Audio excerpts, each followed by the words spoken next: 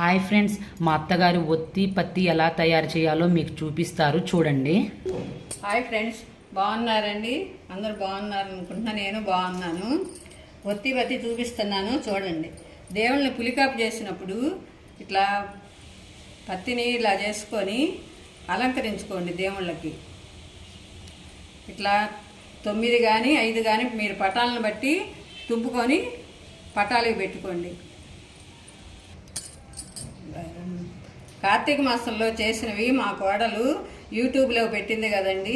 అది చూసి చాలామంది నన్ను అడిగారు, మీరు బాగా చేశారండి, మేము కూడా చేసుకుంటున్నాము అని.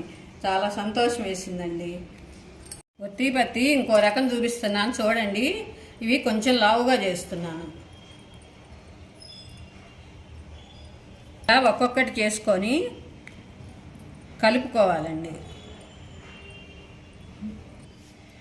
ఇలా ఒకదానికొకటి ఇట్లా పసుపు కుంకుమ అద్దుకోవాలండి. ఇలా 9 కానీ 5 కానీ మన పటాలను బట్టి చేసుకోవాలి. ఇలా అన్నీ జాయింట్ చేసుకొని ఒకదానికొకటి ఇలా జాయింట్ చేసుకొని పసుపు కుంకుమ అద్దుకొని దేవుడికి పెట్టుకోండి. ఈ వస్త్రాన్ని గంధం బొట్టు పెట్టి కుంకుమ పెట్టుకోండి. ఇట్లా స్వామికి అలంకరించుకోండి. ఓం శ్రీ మాత్రే నమః.